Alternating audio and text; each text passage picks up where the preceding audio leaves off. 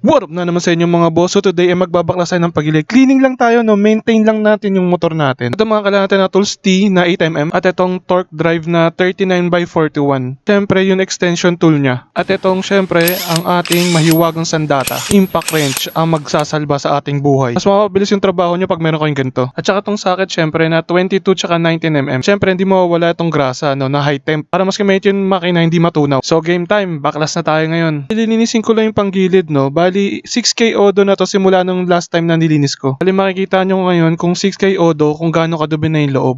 Tapos dito mga boss, sa screw na to, no? Yan simula yung 1. Tapos yung pangalawa, yan 2. At saka itong isa, itong 3. Bali yung screw niyan sa tatlong yung pael na yan yung mga screw na maikli. Huwag kayong magsasalpak doon ng mga screw na mahaba kasi baka mamutas yung makina nyo. Yung dalawang mahaba, ayan sa gitna, yung sa may Honda nakikita nyo, doon nyo lang salwak yung dalawang pinakamahaba. Sa mga boss, tandaan nyo lagi pag nagbaklas kayo. Yung mga basic na nakakalimutan minsan ng mga nagdi-DIY. Kasi pag nagsaksak kayo doon na mahabang screw, baka mag-leak yung oil nyo. Ito na nga mga boss, makikita natin ang 6K odo na huling nilinis ko. Ayan, medyo madumi-dumi nga ng konti, no? Yung mga ibang dumi pa, nasa paligid. Nagtatalsikan kasi yan sa loob habang umiikot yung panggilid natin. Ayan, medyo nakikita natin, medyo malikabok talaga sa paligid na. Itong motor natin, 2019 to, no? Tak lahat ng parts na ito, wala akong binago. Bali, 19K odo total na ako. Tapos, 6K odo nung huling nilinis ko to. Ayan, medyo madumi na. So, tingin ko baka pag magpapalinis kayo, 10K to 15K, okay na.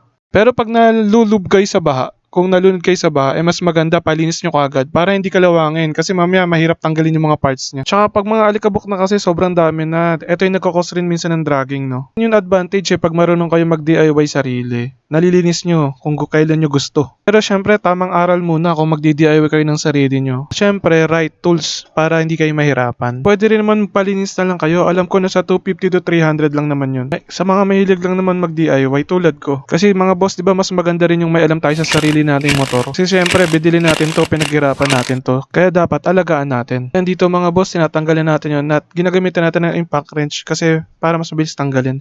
Dati kasi mga boss, ang gamit ko dito yung Y-tool Nahirapan ako. Kaya kung meron kayong budget, diretso na kayo sa impact wrench para mapilis yung trabaho nyo. Dito mga boss, may dalawang washer yan. Dito sa kabila yung malaki, manipis. Sa kabila naman yung makapal. Tapos yung nut nyan, magkaiba naman yung size kaya hindi mo talaga mapagpapalit.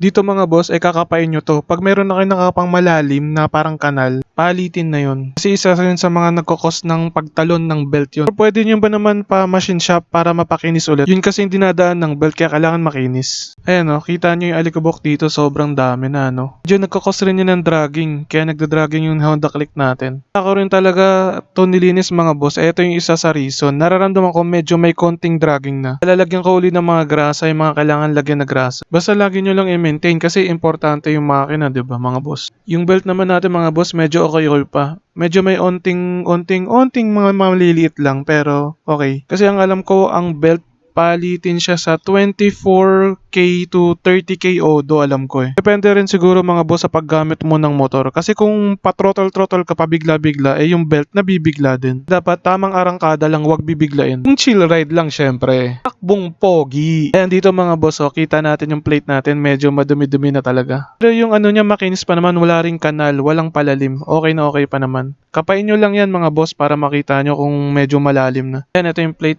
Backplate yan Tapos yan yung mga slider piece, medyo maluwang-luwang na Medyo may gagawin tayo ditong magic para maayos natin to for temporary. Dito kasi mga boss nagsisimula yung mga issue Pag yung slider piece lumuwang na, madadamay na yung bola. Tapos next yung mga plate niya. Pero normal naman mga boss, syempre ginagamit natin kaya nagti-tear and wear yan. Tamang maintain lang para hindi lumala syempre. Ito mga boss yung bola natin, medyo meron konting tama sa gilid. Kasi nga 'di ba mga boss yung slider piece kanina nakita nyo medyo maluwang na talaga. Ayan pakita ko sa inyo dito.